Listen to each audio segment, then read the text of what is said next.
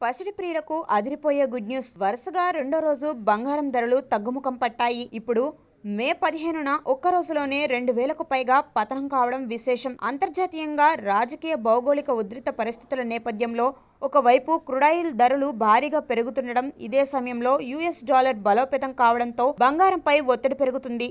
ఈ క్రమంలోనే ధరలు దిగొస్తున్నాయి. ఇప్పుడు దేశీయంగా అదేవిధంగా ఇంటర్నేషనల్ మార్కెట్లో గోల్డ్, సిల్వర్ రేట్లు భారీగా దిగొచ్చాయి. అలానే దేశీయంగా ఇంటర్నేషనల్ మార్కెట్లో గోల్డ్, సిల్వర్ రేట్లు ఎలా ఉన్నాయో మనం చూద్దాం. దేశీయంగా చూసుకుంటే మే 15న 22 క్యారెట్ల బంగారం ధర ఇప్పుడు ఒక్క రోజులో 2050 రూపాయలకు తగ్గగా 10 గ్రాములకు ప్రస్తుతం 1,46,750 వద్ద ఉంది. కేంద్రం సుంకాలు పెంచిన తరువాత భారీగా పెరిగిన బంగారం ధర కిందటి రోజు కూడా 5,000 వరకు తగ్గుముఖం పట్టింది. అంతకు ముందు ఒక్కరోజే 12,000 పెరిగిన సంగతి తెలిసిందే. మరోవైపు 24 క్యారెట్ల మేలిమి బంగారం ధర 2,240 తగ్గడంతో మరోవైపు 24 క్యారెట్ల మేలిమి బంగారం ధర 2,240 రూపాయలకు తగ్గడంతో 10 గ్రాములకు దేశీయంగా 1,60,090 రూపాయల వద్ద ఉంది. బంగారం ధరల బాటలోనే వెండి రేట్లు కూడా దిగొచ్చాయి.